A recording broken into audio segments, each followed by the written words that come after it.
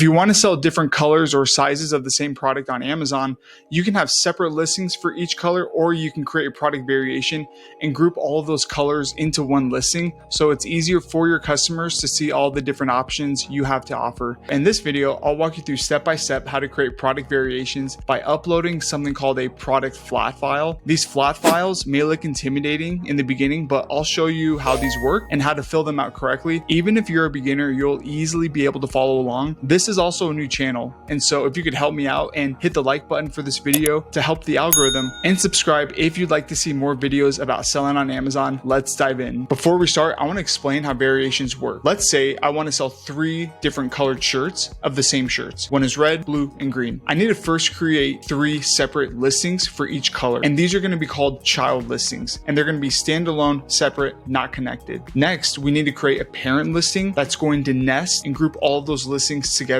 into one. A parent listing is not necessarily something you could search for on Amazon. It's really just a placeholder. It has a name, it has a SKU name, it has an ASIN, but you can't purchase a parent listing. It's invisible. For example, this is what one looks like. I created it a few years back. This is the parent listing above, and it has the SKU name, title, and ASIN, but then it has the separate child listings below that vary by color. So first we need to create the separate child listings, and then we need to group them together under one product variation. There's actually 2 different ways you can create variations. The first is through the add a product tool. The other way is through a product flat file. And so each of these files will vary by product category, but this is a lot easier to do versus using the add a product tool. So I'm going to show you how to use that method. To find your product flat file, go into Seller Central, top left button, catalog, add products, click bulk template, and then view templates. Once we get here, we're going to click download product spreadsheet. We need to find our product template using a product keyword that represents our product. So for this example, I'm going to be doing toy fidget gun. I'll hit search, and it pulls up this subcategory, toy foam blasters. Now, I actually know for sure that this is not my subcategory because I've listed this product before. And so either way, I actually recommend clicking browse via product category and searching for your product subcategory here instead. We're going to do a top-down approach, searching by category all the way down to the subcategory. If you're uncertain which subcategory your product's in, what you can do is open up a separate tab on Amazon and then pull up a competitor listing. Once you scroll down, it should show here under the product details. For some reason, my window Chrome extension does not show it here. I always have to open up an incognito window and find that there. So I'm going to show you how to do that. If you're on Windows, it's going to be Control-Shift-N. Mac is Command-Shift-N. Open up Amazon, find a competitor listing, scroll down to product information, and it's going to be here under bestsellers rank. So it's within the subcategory of fidget blocks. Once I click that, it'll open up a new tab, and it will show that fidget blocks is within fidget toys,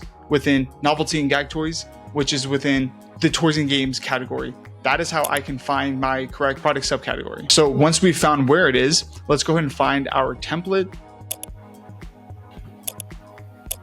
Once we found it, we can scroll down and generate a spreadsheet. Once you've downloaded it, you can open it in Excel if you do have Excel, or you can actually upload it into Google Drive, which is for free. So I'll show you how to do that. Once you're in Google Drive, click new, open up a new Google spreadsheet. To open it up in its correct format, click File, Open, and then upload it from your desktop. Once we're here, let me explain the tabs really briefly. This is the instructions tabs telling you how to fill it out correctly. Images tab showing you how to correctly upload images. And then let's jump to the template tab. This is where you're going to be editing product information, either if you're editing a product listing, uploading a new listing, or creating a product variation. You'll notice that these columns are specific product details that you'll see inside Seller Central on your Amazon product. So for example, this is where we put our product title. This is where we put our brand name. This is where we put our external product type ID. There's a lot of these columns. If you're ever uncertain as to what do I put in here or what will be accepted, you can come to data definitions, and it will give you a nice accepted values, an example, and then tell you if it's required or not. A quick tip is if you click this top left box, right click, and then if you create a filter, you can actually filter through the columns that are required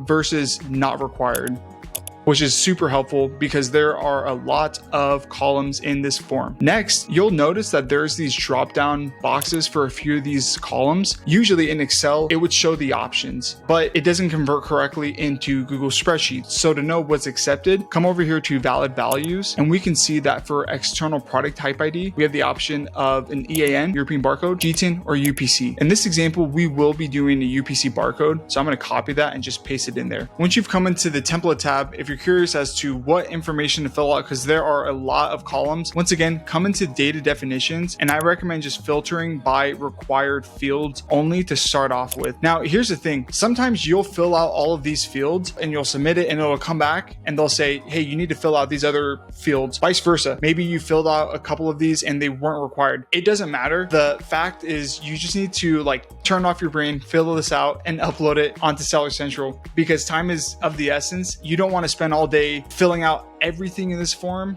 and going back and forth as to what's required, what is not. Just try to get your initial variation created to start. First thing is the SKU name of the parent and the child listings. Now I'm going to put these in here, and the top row I'm going to have as my parent listing, and then the bottom will be the child listing SKU names. It does not matter of the order. I could have the parent listing in the middle or at the very bottom. Doesn't matter either way. Next is going to be record action. This is going to be what kind of update are you making inside your inventory tab. There's three options. A full update is you're creating a new listing and a new variation from scratch. It is not in your inventory tab yet. A partial update will be if you already have the listing created inside your seller account and you're either making changes to the listing or you're taking an existing listing and then you're putting it into a new variation that you're creating. Or a delete is clearly you are deleting the listing. Now these are brand new listings and it's a new variation.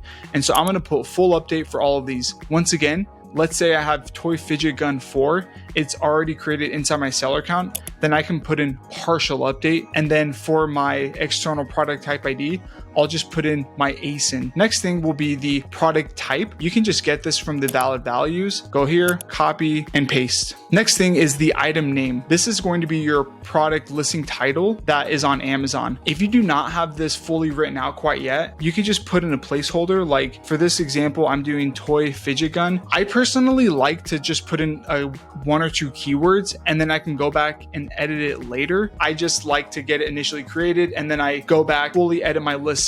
I just want to get the listing created first. That's just me personally. Now, here's the thing. I can put that for my parent listing, but for your child listings, these will need to correlate with your UPC barcode. What I mean by that is when you buy your barcode on GS1, this will be your brand name. And then here it says product description. This is actually your product title. Even though it says product description, this actually acts as your product title. When I come back in here, I need to have the product description or whatever I put in here for product description, and it needs to match 100% on this spreadsheet for the UPC barcode that I got. For a Toy Fidget Gun, this is what I put in for the product description. Then I'll paste in the UPC barcode that I received right after I purchased it from GS1. Those need to correlate or else you're gonna get a bunch of errors and issues. So once again, I also need to put in my brand name, and this is a registered brand name, so I'll just put that in here. But whatever you put in here in this field needs to match here, and then the item name needs to match this, and then whatever the UPC barcode is needs to match right here. I will put my brand name for my parent listing, but I won't put in any kind of external ID. Next, for item type keyword, I can come back into valid values, and under here it gives me all the different options. I know my subcategory is this one. I'm going to paste that in here and drag down. I'm going to skip these because it's not required, but I will put my manufacturer name. If you don't have that, then put in your product title. For the most part, they usually require the manufacturer name, so I'll put that in here. Next thing is I'm going to put in what kind of condition my product is in. When I come in here, I'm going to copy and paste new. Depending on what your product is, put that in there. I'll put my price point. Next thing, it's going to ask for my product description and my bullet points. So I'll just do Command F and start typing that in. Skip, and let's just see where it's at right here. Let's scroll over. Once again, if you don't have your product description, then you can just put in basic keyword. When asked for bullet points on this form, you actually can expand the columns. So this is where I'm going to put all my bullet points. I do have those written, so I'm going to copy and paste those in. Once I have all of those pasted in, I'm going to highlight this row and then drag it down for all of the listings. And then here is where I can put in backend search terms, those keywords. Now, if I go back to data definitions, it looks like I still need country of origin, dangerous goods information. And so I'll come back in here and let's see where those are at. And then I'm just going to fill those out. And then dangerous goods information. We come back in this form. This product doesn't apply to any of these. So I'm just going to copy and paste not applicable and then paste it in here.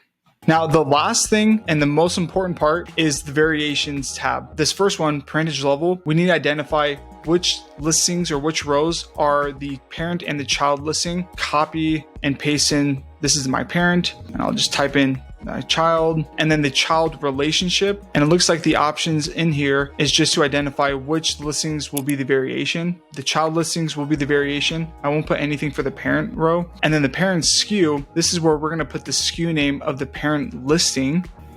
The variation theme, this is where we will put in what kind of variation is it? Is it going to vary by size or by color? So if I come back in here, we can see it has the option of edition, item weight, material type, whatever the case may be. Also, here's the thing is if your listing for whatever reason doesn't have what kind of variation you want. So like if you want to vary by color and for some reason there is not a color option, what you can do, you can either type in size color, but if it doesn't accept that, what I have done in the past is I will just put in what is the edition of the product, drag it down, and then I will go to the color fields, type in color, and then identify which color is each SKU. And then that's what's going to be shown onto Amazon: purple, blue, red, and green. The last step is to save this template and then upload it onto Amazon. So if you come back in here and if we go upload your spreadsheet, it wants the file in a TSV format. So I'll come back in here, file, download, TSV, and then upload it onto Amazon. Once you've uploaded it, you will receive a notification